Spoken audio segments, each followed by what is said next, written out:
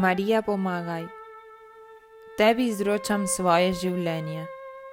Sprejmi moje skrite bolečine in tihe radosti, moje tegobe in moje upe, moj strah in moj pogum, moje spomine in mojo starost.